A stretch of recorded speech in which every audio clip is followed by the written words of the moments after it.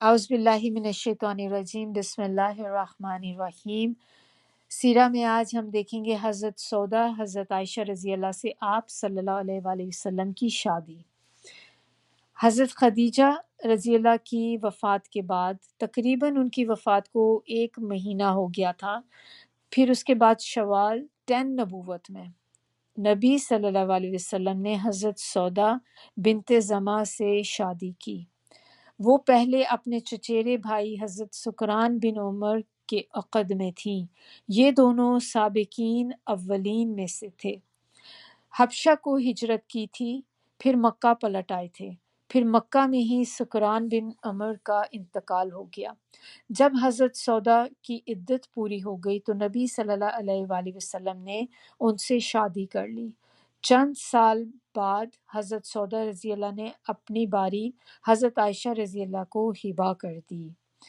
اس کے 1 سال بعد شوال 11 نبوت کے اندر سن 11 نبوت جو تھی اس میں آپ صلی اللہ علیہ وسلم نے حضرت عائشہ سے شادی کی۔ یہ شادی بھی مکہ ہی میں ہوئی۔ اس وقت حضرت عائشہ کی عمر 6 سال تھی۔ 3 سال بعد مدینہ پہنچ کر شوال 1 ہجری میں انہیں رخصت کیا گیا۔ اس وقت ان کی عمر 9 برس تھی۔ یہ نبی صلی اللہ علیہ وآلہ وسلم کی سب سے محبوب بیوی اور امت کی سب سے فقیہ خاتون تھی۔ ان کے بڑے فضائل اور مناقب ہیں۔ اب اس کے بارے میں یہ بھی کہا جاتا ہے کہ نبی صلی اللہ علیہ وسلم نے جب ان کو پیغام بھیجا کہ رخصتی کا کہ میں ان کو لینے آ رہا ہوں، تو حضرت عائشہ جو تھیں اپنی دوستوں کے ساتھ باہر کھیل رہی تھیں۔ پھر اس وقت ان کی جلدی سے ان کو بلوایا گیا اور ان کو لے کر آئے، تو جلدی جلدی لا کر ان کو بس ان کے کپڑے ان کو چینج کرا دیے، ہلکا سا ان کو میک اپ سا تھوڑا سا کر دیا، تو وہ نبی صلی اللہ علیہ وسلم اس طرح سے رخصتی کرا کر لے آئے۔ اب آپ دیکھیں کہ یہ کون ہے، نبی صلی اللہ علیہ وآلہ وسلم، کتنا درجہ ہے ان کا، اور ان کی شادی کس طرح سے ہو رہی ہے، اتنی سادگی کے ساتھ، سادگی سے نکاح ہوا، اور رخصتی کیسے ہوئی، جسٹ ان کے گھر گئے اور جا کر بیوی کو لے آئے۔ اب اس کے مقابلے میں اگر ہم اپنی جائزہ لیں اپنی زندگیوں کا، ہم نے اپنی زندگیوں کا کیا حال کر دیا ہے۔ ہماری شادیاں اتنی مشکل کیوں ہو گئی ہیں کہ آپ دیکھیں اتنا اسراف، اور اسراف تو ویسے ہی منع ہے، اللہ کو پسند نہیں ہے جو لوگ اسراف کرتے ہیں۔ ہمارے نکاح ہوتے ہیں، وہ علیحدہ سے فنکشن ہوتے ہیں، تو نکاح بھی اتنا بڑے پیمانے پہ کیا جاتا ہے، پھر اس کے بعد ایک رخصتی کا ایک علیحدہ فنکشن ہوتا ہے، وہ اتنا بڑا فنکشن کیا جا رہا ہے۔ ولیمہ تو ہے ہی سنت، تو ولیمے کی ہم بات نہیں کریں گے کیونکہ ولیمہ تو کرنا چاہیے، وہ تو سنت ہے، لیکن درمیان کا جو فنکشن ہوتا ہے، یہ جیسے نکاح اور ولیمے کے درمیان ایک رخصتی کا بھی جو ہے، اس کو بھی تو آسانی سے کیا جا سکتا ہے، سادگی سے کیا جا سکتا ہے۔ تو یہ ہم پڑھ رہے ہیں سیرہ، تو پڑھنے کا مقصد کیا ہے کہ ہم نبی صلی اللہ علیہ وسلم کی زندگی سے سیکھ سکیں کہ ہم نے بھی اپنے آپ کو اس طرح سے کرنا ہے۔ اور اسی طرح عبد الرحمن بن عوف جو تھے ایک، کہ انہوں نے ایک دفعہ وہ نبی صلی اللہ علیہ وسلم کے پاس صبح میں جیسے کسی ٹائم پہ وہ آئے، جیسے گزرے کہیں سے، تو نبی صلی اللہ علیہ وسلم نے ان کو دیکھا تو ان کے کپڑوں پر یلو رنگ کا نشان لگا ہوا تھا۔ تو اس زمانے میں کیا ہوتا تھا کہ خوشبو کے لیے جو چیز یوز کی جاتی تھی نا، وہ آپ کہہ لیں میں بھی آئل بیسڈ ہوگی، یا اس کے اندر کلر ہوتا تھا، تھوڑا سا یلوئش ٹنج ہوتا تھا، تو اس کو یوزلی جب لوگوں کی شادی ہوتی تھی تو تب وہ پرفیوم اس طرح کا یوز کیا جاتا تھا۔ تو وہ انہوں نے جب نبی صلی اللہ علیہ وسلم نے وہ نشان ان کے اوپر دیکھا تو خوش ہوئے بڑا، اور ان کو دیکھ کے پوچھا اس کے بارے میں کہ تمہاری نکاح ہو گیا ہے؟ تو انہوں نے کہا ہاں نبی صلی اللہ علیہ وسلم، میں نے نکاح پڑھا لیے، نکاح ہو گیا ہے میرا۔ تو مجھے سبحان اللہ، میں نے جب اس چیز کو بھی پڑھا تھا تو مجھے اتنا زیادہ اس چیز کا احساس ہوا، یہ مدینے کی بات ہے، اور یہ ایک ہی جگہ رہتے تھے سب، ایسا نہیں تھا کہ عبد الرحمن جو تھے وہ کہیں اور رہتے تھے، دور کہیں تھے، دوسرے کسی سٹی میں تھے۔ مدینہ شہر خود کتنا تھا اس وقت، چھوٹا سا سٹی تھا بالکل، اور وہاں پر یہ سارے لوگ جو رہتے تھے ایک دوسرے کو جانتے تھے بہت اچھی طرح۔ اس کے باوجود ان کا جب نکاح ہوا ہے تو نبی صلی اللہ علیہ وسلم کو نہیں پتا تھا، اور دوسرا انہوں نے نبی صلی اللہ علیہ وسلم کو انوائٹ بھی نہیں کیا ہوا تھا اس میں۔ تو اس سے کیا بات پتہ چلتی ہے کہ اس ٹائم میں اس چیز کو اتنی امپورٹنس نہیں دی جاتی تھی کہ ہم نے اب فنکشن کرنا ہے، ہم نے سب کو بلانا ہے۔ اور پھر وہ یہ بھی ہوتا تھا بعض اوقات کہ اب جب بہت سارے لوگوں کو آپ بلا رہے ہیں تو اگر کوئی ایک آدھ بندہ آپ سے مس ہو گیا، آپ کو یاد ہی نہیں رہا، کیونکہ افراتفری میں یا اتنا بزی ہوتا ہے انسان اس وقت، کچھ لوگوں کو بلانا یاد نہیں رہا۔ پھر جب ان لوگوں کو بعد میں پتہ چلتا ہے تو وہ کیا کرتے ہیں، یوزلی ہمیں تو بہت اچھی طرح اندازہ ہے نا، پھر لوگ آپ کو کیا کہتے ہیں، ناراض ہو جاتے ہیں، تم نے سب کو بلایا، تم نے مجھے بلایا ہی نہیں، آپ نے مجھے بلانا بھی گوارا نہیں کیا۔ یا ہم اپنے اندر انسلٹڈ فیل کرتے ہیں کہ سب کو بلا لیا اس نے، مجھے تو بلایا ہی نہیں۔ یہاں پر آپ دیکھیں کہ انہوں نے نبی صلی اللہ علیہ وسلم کو نہیں بلایا۔ اب نبی صلی اللہ علیہ وسلم آگے سے کہہ سکتے تھے نا کہ میں تو پیغمبر ہوں، نبی ہوں تمہارا، تم نے مجھے نہیں بلایا، تم نے میرے بغیر نکاح کر کیسے لیا؟ لیکن آپ نے دیکھا کہ نبی صلی اللہ علیہ وسلم نے بلکہ آگے سے خوش ہو کر مبارکباد دی ہے اور ان سے بس پوچھا ہے، اور ایک دفعہ اس چیز کا ذکر نہیں کیا کہ تم نے مجھے کیوں نہیں بلایا۔ کوئی آپ کو بلاتا ہے نہیں بلاتا، ہمیں اس سے کوئی غرض نہیں ہونی چاہیے، کم از کم ہمیں بالکل بھی کسی سے ناراض نہیں ہونا چاہیے۔ تو اب آگے ہم دیکھتے ہیں کہ یہ ان کی شادی کے بعد پھر نبی صلی اللہ علیہ وسلم طائف میں، اب دیکھتے ہیں کہ طائف میں کیا ہوا۔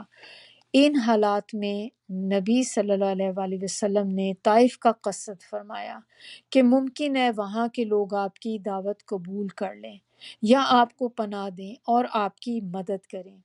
چنانچہ آپ صلی اللہ علیہ وسلم طائف کے لیے پیدل چل کھڑے ہوئے۔ آپ کے ساتھ آپ کے آزاد کردہ غلام حضرت زید بن حارثہ بھی تھے۔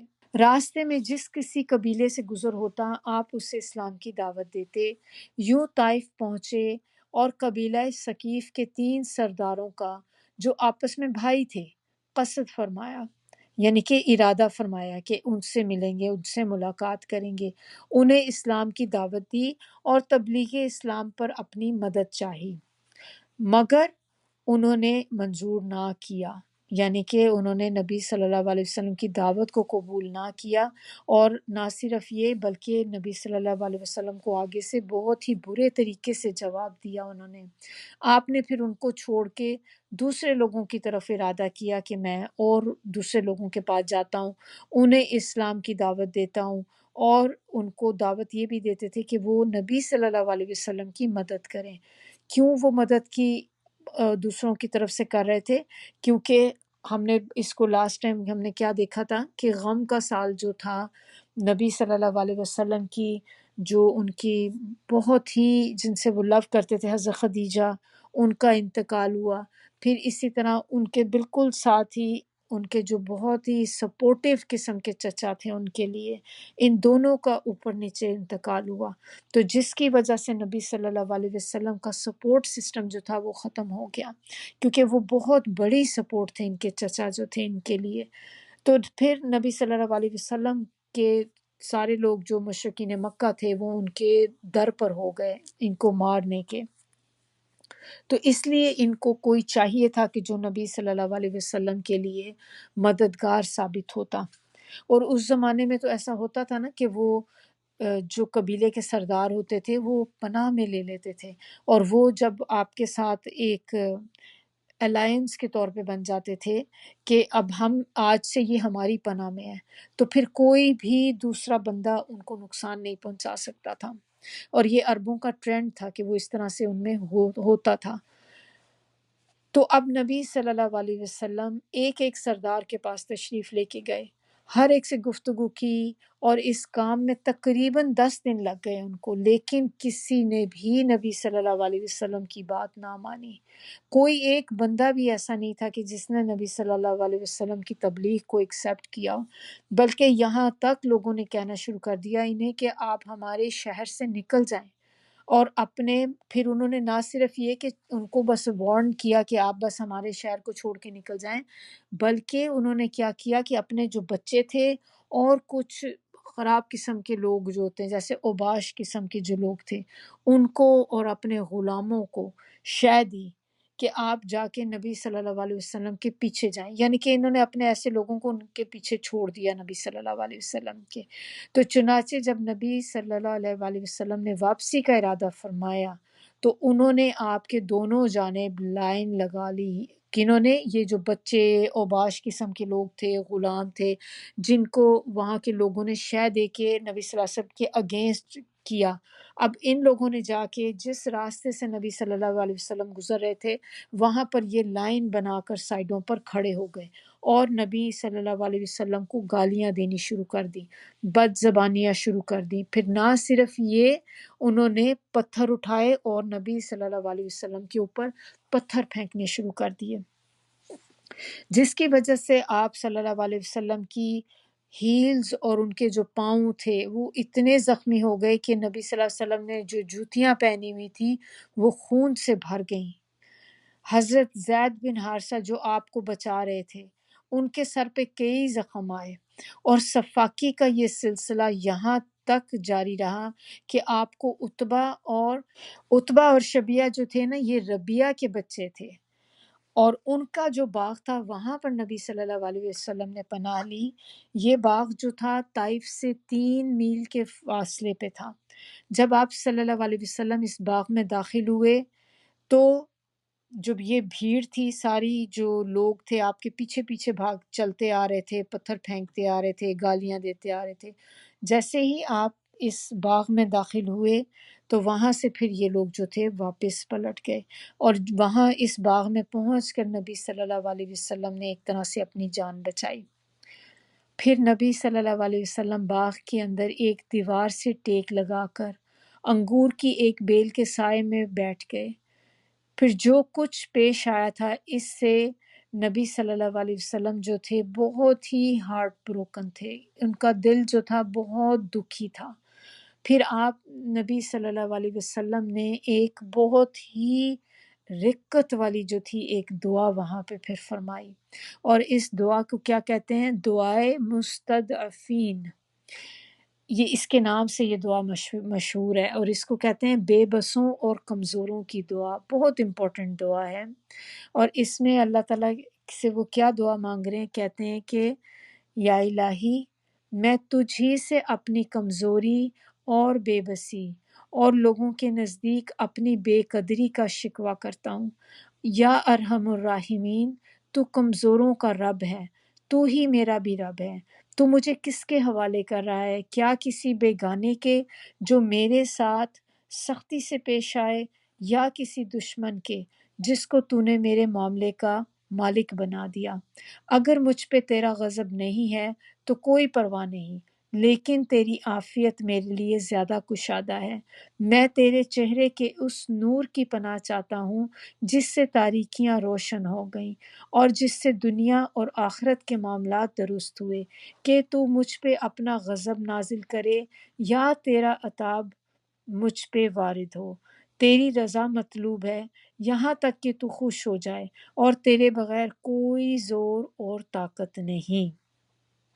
یہ اتنی خوبصورت دعا ہے کہ دیکھیں اس دعا کو ہم بھی، اللہ نہ کرے کہ کبھی ہماری لائف میں کوئی بھی آزمائش آئے، لیکن جب کبھی کوئی آزمائش پریشانی اگر آ جاتی ہے تو آپ یہ دیکھیں کہ یہی دعا اتنی خوبصورت دعا ہے کہ اللہ تعالیٰ سے ہم یہی دعا کر سکتے ہیں۔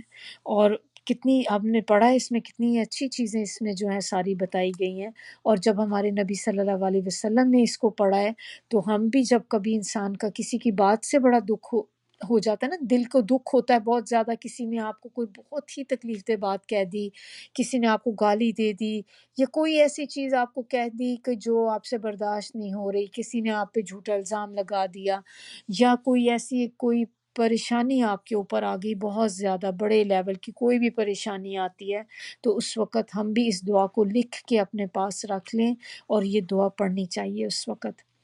اب جب یہ نبی صلی اللہ علیہ وسلم نے دعا کر لی تو اس کے بعد جو ربیہ کے بیٹے تھے اتبا اور شیبہ جو تھے، انہوں نے جب آپ صلی اللہ علیہ وسلم کو اس حالت میں دیکھا تو ان دونوں کو ترس آ گیا نبی صلی اللہ علیہ وسلم کے اوپر، تو انہوں نے اپنے ایک عیسائی غلام تھا ان کا، اس کو بھیجا۔ اس غلام کا نام تھا اداس، اس کے ہاتھ انہوں نے نبی صلی اللہ علیہ وسلم کو انگوروں کا ایک خوشہ بھیج دیا، تو نبی صلی اللہ علیہ وسلم نے بسم اللہ کہہ کر لینے کے لیے ہاتھ بڑھایا اور کھایا۔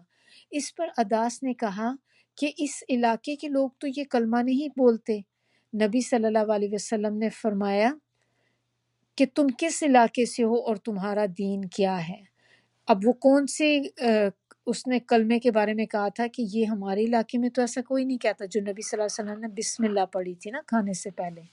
تو پھر عداس نے بتایا نبی صلی اللہ علیہ وسلم کو کہ میں عیسائی ہوں اور نینوا کا باشندہ ہوں۔ تو اس پہ آپ صلی اللہ علیہ وسلم نے فرمایا کہ مرد صالح یونس بن متا کی بستی کے، تو اس نے کہا آپ کو کیا معلوم کہ یونس کون ہے؟ آپ صلی اللہ علیہ وسلم نے فرمایا کہ وہ میرے بھائی ہیں، وہ بھی نبی تھے اور میں بھی نبی ہوں، اور قرآن مجید سے یونس بن متا کا واقعہ تلاوت فرمایا۔ کہا جاتا ہے کہ اس کو سن کر عداس جو تھے وہ مسلمان ہو گئے، اور اس نے آپ صلی اللہ علیہ وسلم کے ہاتھ اور پیر کو چومنا شروع کر دیا۔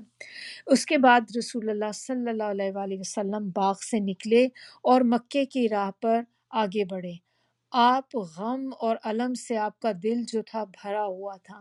پھر کرنے منازل پر پہنچے تو ایک بادل نے سایہ کیا۔ تو نبی صلی اللہ علیہ وسلم جب اس جگہ پر پہنچے تو جو بادل جس نے نبی صلی اللہ علیہ وسلم کے اوپر سایہ کیا، اس میں حضرت جبرائیل علیہ السلام تھے اور ان کے ساتھ پہاڑوں کا فرشتہ تھا۔